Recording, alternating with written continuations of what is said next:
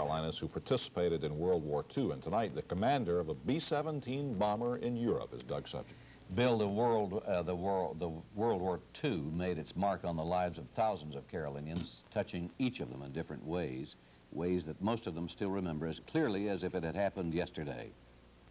They set us up to fly 25 bombing missions was our required tour of duty. Then you'd go back for rest and rehabilitation, perhaps come back to the States for training or what have you. But unfortunately, statistically, you were shot down between your 12th and 13th, which of course made it a little rough to survive the full tour. In early 42 and early 43, we were not able to get replacements of either planes or equipment or people from the United States. We were just so unprepared when the war broke. We stretched in the Pacific, stretched in the Atlantic, and stretched in North Africa. So when a plane was shot down, we would simply go out the next day with one less plane and one less crew. And we went through the traumatic experience, at least pretty traumatic to us.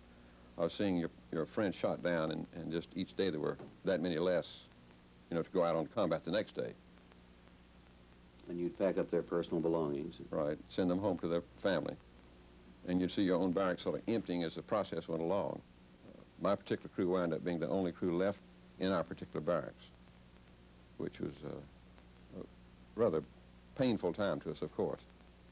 Morale was at its lowest ebb when an Associated Press reporter wrote an article saying there was no way the Allied forces could win the war.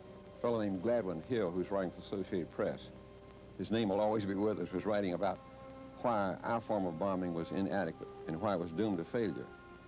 When we were going out with, you know, like 50 planes against the German Air Force, which mounted to hundreds of planes, I think we would have throttled him had he shown up on our base, because we just were so undermanned.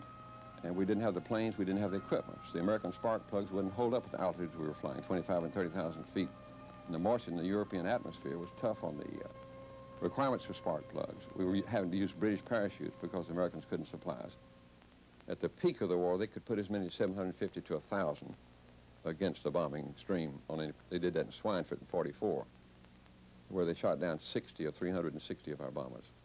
Ashcraft, now a successful Charlotte businessman, remembers flying his B-17 for 3 hours back to England on 3 engines, no oxygen, and the rudder blown away. But they made it, literally coming in on a wing and a prayer. And then the day we actually got shot down, they shot us over Holland.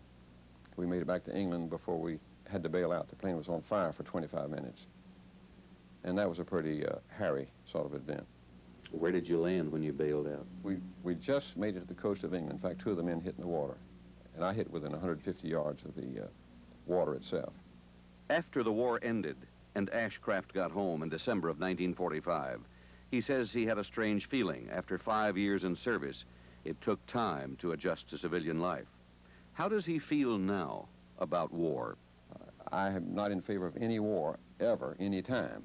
But I think there are some wars over the long span of mankind that have made a difference. I think if Hitler and the Japanese had won that war, World War II, the world would be so different now we couldn't even imagine what it would be like if you looked at 6 million Jews that Hitler put to death, for example, and the horrors that we know the Japanese perpetrated on their prisoner of war's members in their camps.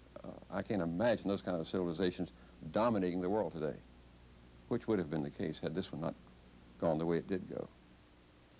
America's fighting men and women believed in what they were fighting and dying for in World War II.